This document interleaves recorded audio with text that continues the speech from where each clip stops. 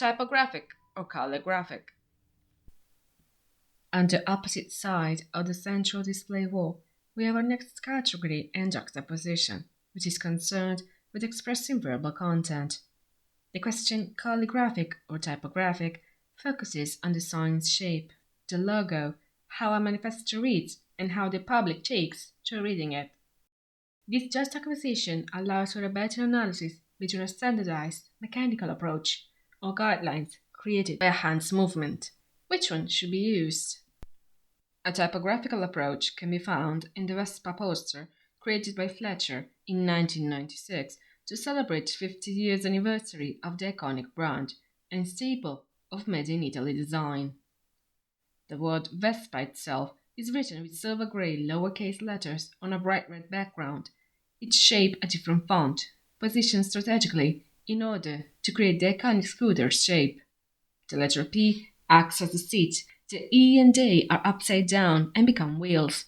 The V and S turn into the frame. In the lower portion of the poster, we have the following in black lowercase, untranslated.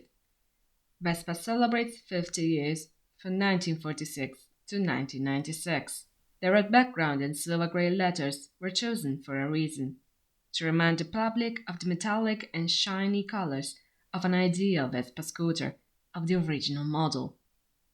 The word becomes an emblematic image. This form of self-referentialism is needed in the poster's celebrative nature for the brand. Still promotional in nature but belonging to the calligraphic vein, we have another of Renown's work, dated 1976 and belonging to the museum's Fondo Ursini Ursic. The Manifesto is a theatre poster from Catalonia, originally white, yellowed by time. It sports a technical internal border, and on the left internal margin there are traces of horizontal guidelines which coincide with the beginning of each imaginary line under the text. Each guideline has a number and specific proportions. Furthermore, alongside the center of the internal margin, we have a long, thin, double-pointed arrow which splits the canvas in half vertically. In the dead center of the manifesto, we have the play's title in uppercase, here translated from Catalan, week of the L'Hôpital Theatre. The text is in grey, as if handwritten with a pencil. Only the word theatre in the middle is written in red and in letters that simulate bold type. It is also separated on a new line, and it is the focal point of the poster. The subtitle is in cursive and it reads translated from June 7th to 13th, 1976.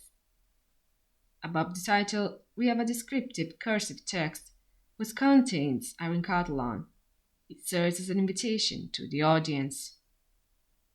Out of the internal margin, the lowest part of the canvas, we can see EEA, Patronat Municipal de la Cultura, a reference to the Commissioner, School of Artistic Studies of L'Hôpital, a city in Catalonia. The canvas's technical squaring and the construction of an internal border gives us an idea of the processes implemented in the design process of the poster and leads us to imagine how this principle will impact the play itself.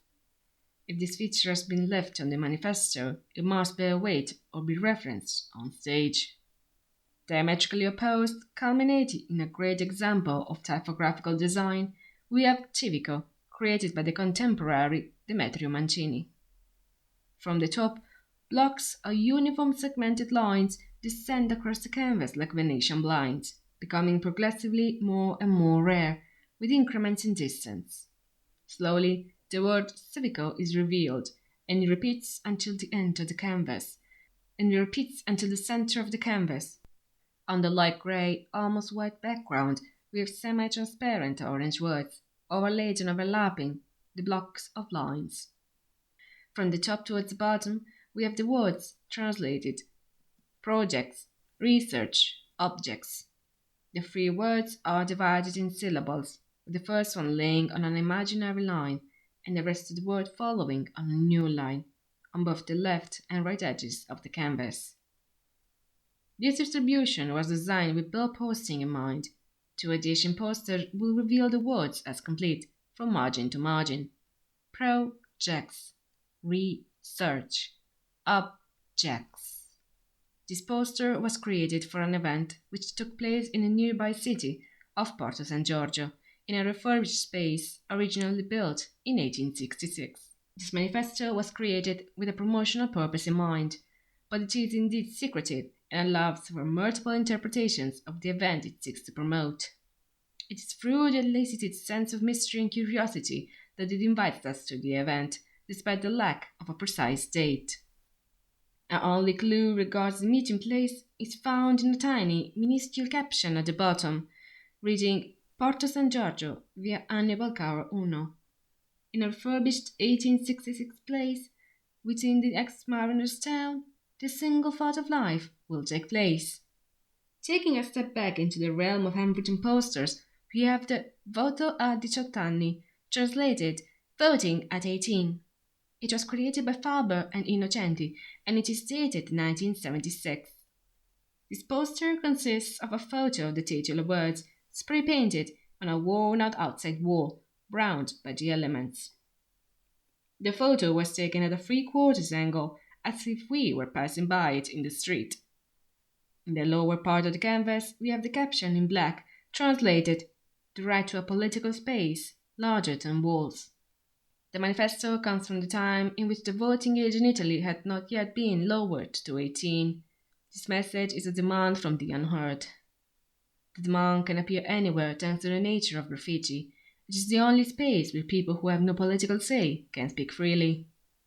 Despite the dissonance between graffiti and the traditional concept of calligraphy, this manifesto counts as an example of the latter, as the message was handwritten by a person. Furthermore, graffiti was never born to follow the canonical rules used in creating professional work. However, it's curious to note that this poster was commissioned by the Tuscany's regional committee, and yet it embodies the spirit of Vox Populi found in independent activist groups. The slogan hits the passerby and is immediately clear in its intent.